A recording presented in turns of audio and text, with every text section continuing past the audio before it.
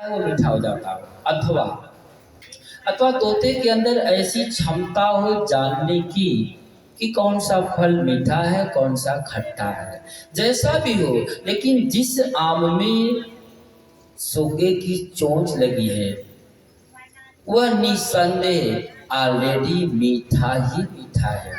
तो शिशु जी कहते हैं ऐसा है कृषियों, जैसे उस आम में सूखे का चोंच लग जाने के कारण निसंदेह उसे मीठा मान के खा ली जाती है, वैसे ही यह भागवत सुखदेव भगवान के मुख से गाई गई है, इसलिए यह मीठा ही मीठा है। इसमें खट्टा होने का तो कोई सवाल ही नहीं उठता है।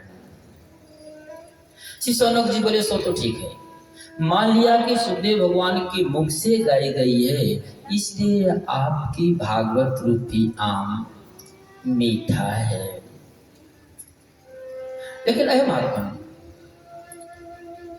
आम में छिलका भी होता है, गुठली होती है, रस भी होता है।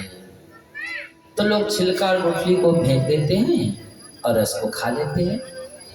तो आपके इस आम रूपी भागवत में छिलका क्या है, गुठली क्या है, रस क्या है, सो बता देंगे तब न। शिशु जी कहते ऐसे तो खुशियों, ये आम रूपी भागवत कैसी है। अच्छा, एक आम अपना सब देखे होंगे जिसको मिठवा आम बोलते हैं। आप लोगों के यहाँ होता हो या नहीं होता, लेकिन हम लोगों के यहाँ है। जिस मिठवा आम को बच्चे टिकला में ही खा जाते, उसका छिलका गुठली सब खा जाते हैं। सूजी कहते ऐसे न कृषियों, जैसे इस मिठवा आम के छिलका गुठली सबको खा लेते लोग ने, वैसे इस भागवत में भगवान की कथा लिखी गई है, ब्रह्म रस लिखा गया है, इसलिए यह मीठा ही मीठा है। रसो वैसह, यह इसमें रस ही रस है न, इसमें रस ही रस है, मीठा ही मीठा है। यह भागवत क्या है, बोले रसो वैसह, इसमें न छिलका है न गुठली है, सब के सब खाने की चीजें, फेंकने की कुछ चीज है ही नहीं। सनक जी बोले सो ठीक है, मान लिया कि आपकी भागवत मीठी है, खाने की चीज है, लेकिन अरे महात्मन, आम तो कभी कभी सड़ भी जाता है।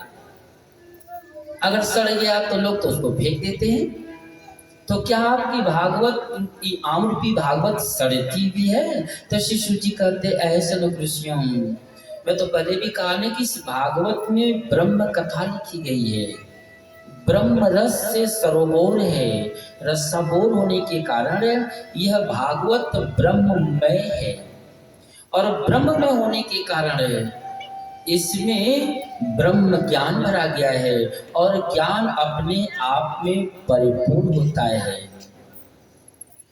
और परिपूर्ण होने के कारण, ज्ञानमय होने के कारण, इसमें ब्रह्म रस होने के कारण यह रसो वैसा है, यानी इसके सड़ने और पकने का कोई सवाल नहीं उठता है। श्री सौनक जी बोले ठीक है, लेकिन मैं आपसे जानना चाहा कि कौन लोग ऐसे थे, अथवा कौन कौन से ऐसे लोग हुए जो आपके इस भागवत को श्रवण करके अपनी इच्छाओं के अनुसार फल प्राप्त किए हों। शिशु जी कहते ऐसे न खुशियों, आज नारद जी भ्रमण करते हुए बद्रिकाश्रम पहुंचे, तो देखते हैं श्री वेदव्यास जी गंगा किनारे पड़े हैं और बड़े चिंतित हैं। श्री नारद जी जब देखे तो श्री वेदव्यास जी से बोले महात्मन, अगर आप ऐसे संत इस प्रकार से चिंतित रहने लग जाएं तो फिर दुनिया वालों का क्या होगा? आपको इस प्रकार से चिंतित होने का क्या कारण हो सकता है? श्री वेदव्यास जी बोले ऐ महात्मन, मेरी चिंता का कारण दूसरा कुछ नहीं है, मैं आत्म शांति प्राप्त करने हेतु 4 वेद लिखा, 18 पुराण लिखा, 18 महापुराण लिखा, लेकिन फिर भी मुझे आत्म शांति नहीं मिली। अच्छा, काम कोई भी हो, चाहे सर्विस हो या बिजनेस हो या खेती हो या थर्ड पर्सन का ही कोई काम क्यों न हो, काम करने से आदमी को अगर सुख नहीं मिले, शांति नहीं मिले, तो फिर वो काम क्यों करेगा? स्वाभाविक को छोड़ देगा। तो श्री वेदव्यास जी बोले, अय महात्मन, मैं इन तमाम ग्रंथों को अपनी आत्म शांति हेतु लिखा, लेकिन फिर भी मुझे आत्म शांति नहीं मिल सकी, इसलिए मैं चिंतित पड़ा हूं। श्री नारद जी बोले, आप जो ग्रंथ लिखे तो उसमें भगवान कृष्ण की भी कथा लिखे हैं। श्री वेदव्यास जी बोले, सो तो नहीं किया मैं तो जिस पुराण को लिखा उसमें उसी ब्रह्म के लीलाओं का वर्णन केवल कर दिया। अगर वारा पुराण को लिखा तो वारा भगवान को, मत्स्य पुराण लिखा तो मत्स्य भगवान को, विष्णु पुराण लिखा तो विष्णु भगवान की, यानी जिस पुराण को लिखा उसमें उसी ब्रह्म के लीलाओं का, कथाओं का वर्णन मैं किया। खास करके भगवान कृष्ण की कथाओं का वर्णन तो मैं किसी ग्रंथों में नहीं किया, किसी पुराणों में किया। श्री नारद जी बोले, ऐ महात्मा, जिनकी कथाओं को सुनने से, जिनकी लीलाओं को लिखने से आत्म शांति मिलेगी, आप तो उनकी कथा लिखे ही नहीं। अर्थात ऐ महात्मन, आप श्रीमद् भागवत महापुराण लिखें और उसमें भगवान कृष्ण की लीलाओं का वर्णन करें, और यदि भगवान कृष्ण की लीलाओं का वर्णन करेंगे तो आपको आत्म शांति प्राप्त हो जाएगी। श्री वेदव्यास जी बोले, हो गया ऐ महात्मा। अच्छा, इतना तमाम ग्रंथ में लिखा, उसके बाद भी आत्म शांति नहीं मिली, तो इसका क्या भरोसा कि फिर एक ग्रंथ लिखने से शांति मिल जाए? और दूसरी बात आदमी कैसा भी हो, काम करते करते एक दिन तो विराम लेगा, नहीं बीच में तो कम से कम वृद्ध हो जाने के बाद तो विराम लेगा। जीवन पर्यंत तो आदमी काम नहीं करेगा। लिखते लिखते मैं भी अब वृद्धावस्था को प्राप्त हो गया, वृद्ध हो गया, अब सोचने की क्षमता भी नहीं रही, यादाश्त भी नहीं रहा, लिखने में अब रुचि भी नहीं रही, अब संभव नहीं है। श्री नारद जी बोले, अभी तक जो ग्रंथ लिखे तो आप कैसे लिखे? श्री वेदव्यास जी बोले कि भोले बाबा की प्रेरणा से लिखा। तो श्री नारद जी बोले कि ऐ महात्मा, आप जब ग्रंथ लिखना शुरू करेंगे न, तो आज भी भोले बाबा आपको प्रेरणा करेंगे, इसलिए आप जगत कल्याणार्थ और अपनी आत्म शांति हेतु श्रीमद् भागवत महापुराण की रचना करें। तो श्री नारद जी के कहने पर श्री वेदव्यास जी आज बद्रिकाश्रम से चल के आए हैं नैमिषारण्य में। पैस्वनी नदी के किनारे एक फूस की झोपड़ी बनाए हैं, और उसी फूस की झोपड़ी में बैठ करके श्रीमद् भागवत महापुराण की रचना किए हैं। जिस श्रीमद् भागवत महापुराण को लिखते लिखते जब पूर्ण किए, श्रीमद् भागवत महापुराण जो पूर्ण हुआ, श्री वेदव्यास जी को आत्म शांति प्राप्त हो। श्री भागवत भगवान की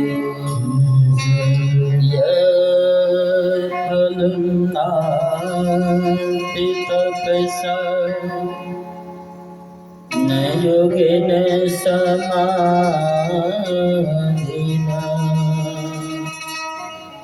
यत् फलं लभते सम्यक् कलो केशो कीर्तना। शिशु जी कहते, ऐसा कृष्ण श्रीमद् भागवत महापुराण में 12 स्कंद है और 12 स्कंद मिला के 350 अध्याय है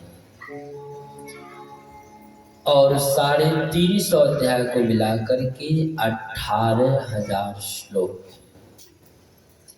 जिसमें 9 स्कंद तक तो सभी राजा महाराजाओं की कथाएं लिखी गई, सतयुग और त्रेता की कथाएं लिखी गई। 10वां स्कंद में भगवान कृष्ण का प्राकट्य हुआ और जब श्री वेदव्यास जी भगवान कृष्ण की कथा को लिखना शुरू किए तो फिर बीच में किसी की कथा नहीं लिखे।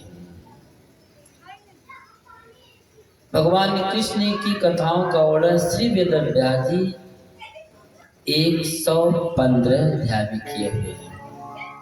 90 अध्याय 10वां स्कंद और 25 अध्याय 11वां स्कंद में। सूर्य कहते ऐसे कृष्ण, इसलिए जब भी अवसर मिल जाए तो श्रीमद् भागवत महापुराण को श्रवण करना चाहिए, चाहे जिस उद्देश्य से ही क्यों न श्रवण कर रहा हो। उसकी समस्त इच्छाओं की पूर्ति करने में श्रीमद् भागवत महापुराण हर तरह से सक्षम है।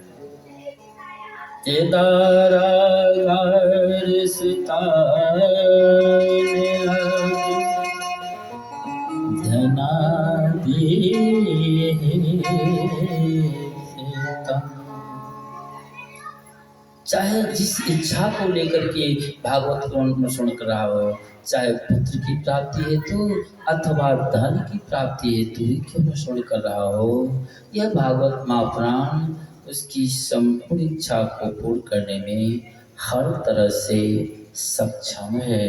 क्यों? क्योंकि इसमें भगवान कृष्ण की कथाएं लिखी गई हैं। सूजी कहते ऐसे ऋषियों, भगवान भी बहुत हुए, ग्रंथ भी बहुत हुआ, सब कुछ हुआ, लेकिन भागवत का अपना जो मानना है या भागवत का जो कहना है वो तो कुछ और ही है ना। दरबार जारो देखे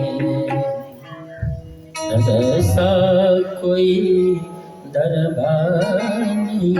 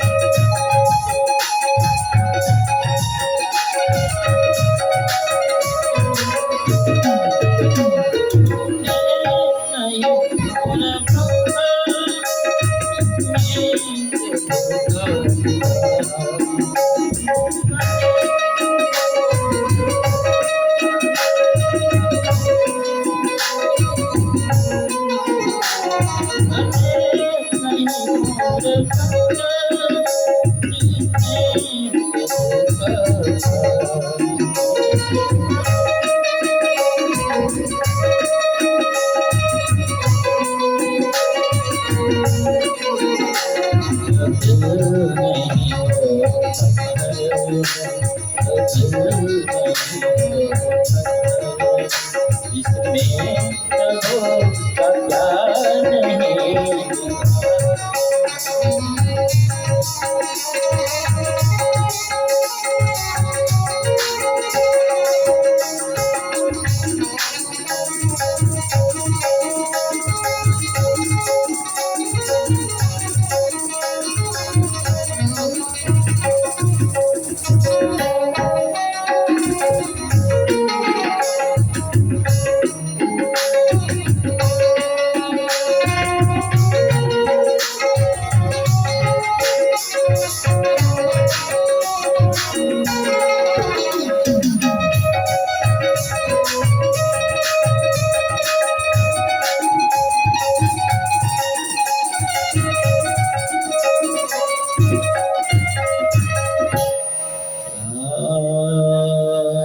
कृष्ण भगवान की जय। श्री वृंदावन बिहारी लाल की जय। श्री सोनम जी कहते हैं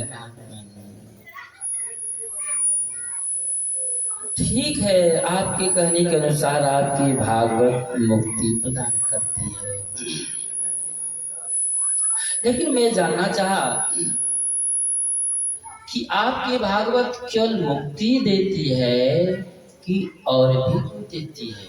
अच्छा, अच्छे को तो सभी लोग देते हैं, अच्छे को तो सभी लोग देखते हैं, क्या आपकी भागवत ऐसी को भी कुछ देती है जो साफ निरीह हो? शिशु जी कहते ऐसा कृष्ण। एक बार श्री नारद जी घूमते हुए वृंदावन में आए। जब वृंदावन आए तो देखते हैं कि एक नवयुवती स्त्री है जिसकी अप्सराएं सेवा कर रही हैं। उसके बगल में दो वृद्ध अचेत सोए पड़े हैं। अब तो श्री नारद जी को कुछ समझ में नहीं आ रही। नारद जी सोचे अगर ये दोनों इसके पुत्र होते,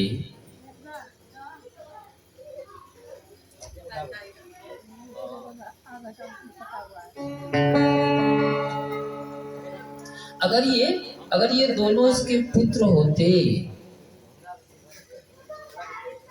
तो माँ जवान हो और बेटा बूढ़ा हो। ऐसा हो सकता कलयुग में हो, लेकिन ये अभी तो सतयुग है। सतयुग का तो सिस्टम है ना कि घटते जरठा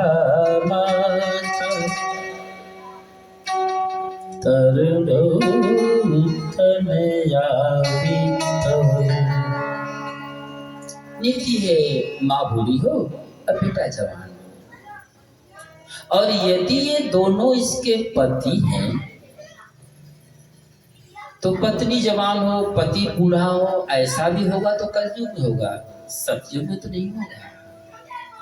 तो श्री नारद जी यह जानने हेतु तो उसके पास पहुंचे। और जब नारद जी वहां पहुंचे तो यह नवयुवती स्त्री आज श्री नारद जी के चरणों में गिर के पाहि माम रक्षताम कर रही है। अरे महात्मन, आप कृपा करके मेरे दुख को दूर करें। श्री नारद जी बोले सो तो बात ठीक है, लेकिन है तुम्हारे